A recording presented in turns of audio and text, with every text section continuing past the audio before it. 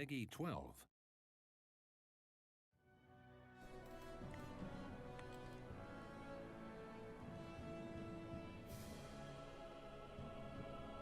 For 300 years, Rena has ruled over Dana.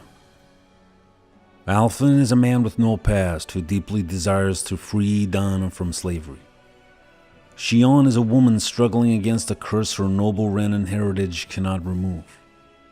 Together, they decide to join forces and challenge their fates. Calaglia. It's always interesting, I think, to go back and look at promotional footage and promotional teaser trailers and all that kind of stuff once you've actually played the game, once the game's been released. This fella here, Alphen, he starts the game as a guy called Iron Mask, because he wears this mad iron mask on his head. Tales of Arise is a Japanese RPG which has a lot of the trappings of your traditional Japanese RPG. You're never going to fucking mistake this for a football game, you know what I mean? It's like a Japanese RPG.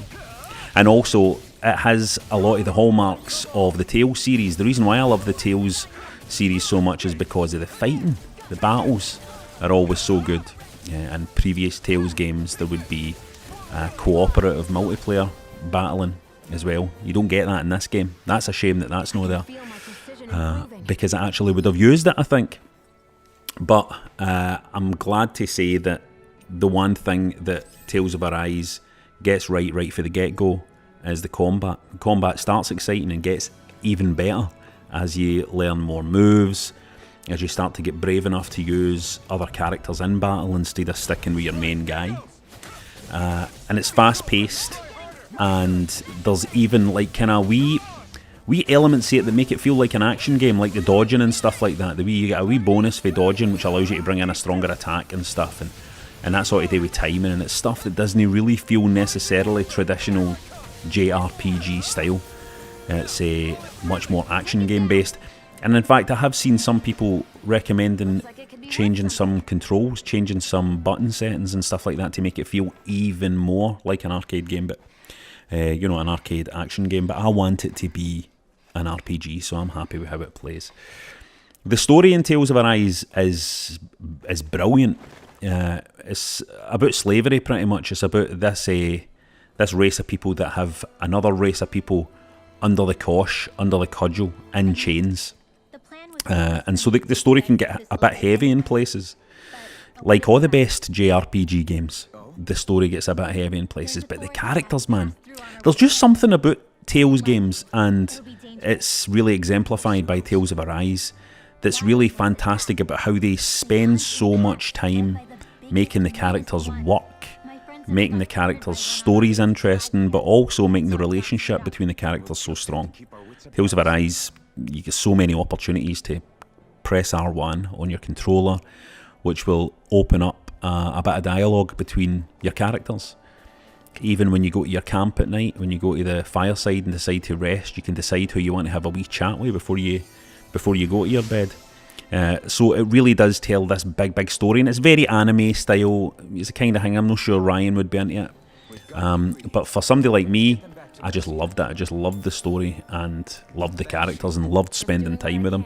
And your main character, which is often a problem in a JRPG, sometimes you don't like your main character that much, and in this case, your man here, Alphen, who I like to still call Iron Mask, he's not really your main character, because obviously in Tales games you can switch which character you're using and running around with a wee bit, but fundamentally he's your main guy, and he's a good guy, he's a good lad. It's a pleasure to be him and use his abilities and hear his opinion on the world, the wider world of the game. Now, one of the interesting things about this game is this CP system thing. You have an allocated number of points, and that allocated number of points, which you can see on the right side of the screen here, is the thing that powers your special abilities and particularly powers curing abilities and healing abilities in combat. So these CP points can become a bit of an issue at times. It's like a pool, right? It's like a pool of points that everybody shares. And so it can become a bit of an issue at times. Sometimes you go into battles and the CP points get completely diminished, and you realise you can't do any heals anymore, you can't do any cures anymore. And this is where the game gets really interesting as well, because Because in some battles, you know, you're wanting to kind of hold back and using the CP because you know that late stage in the battle things are going to get a wee bit nasty and you might need more healing. You really have to make some big decisions about which abilities you're going to use as you whittle down that pool. Obviously there's items you can take that will boost the pool again, but it's still, you know, these items are quite expensive. They only raise it by a wee bit, so you have to do a lot of thinking about it. And also you use the CP points out in the field as well. So when you're running around, sometimes you come across people that need healed, or walls that need broken, people that need rescued, and you can use CP points to do that stuff in the field as well. So it's an interesting extra bit of game mechanic that gives you some really crunchy decisions through all the fights and all the running around. Obviously the game looks absolutely beautiful, right? I think it's like best in class stuff for a JRPG, you know. But what I love about it is the fact that while they've made it this very lavish and beautiful looking game, it's still very focused. It's not like some big wide open world where you're wandering around for ages doing loads of side quests and stuff like that. It still feels very kind of focused and very written and scripted, and a lot of care and time has been put into telling its story and how you move through the world of the story. And I really think it's just an amazing game. I think it's an amazing game, and I think it's one of the JRPGs that I think almost everybody would like. Again, not sure Ryan would like it because it's kind of anime stylings and he's not into all that, right? But I mean, you can put all the characters in beachwear and all that, right? There's still all that stuff in there. But I just think anybody out there who's thinking, I want to play a cracking Japanese RPG that's big budget, full of interesting stuff to do, a great story, cracking characters, and amazing fights that always keep you interested, I think you should get a pre-order in.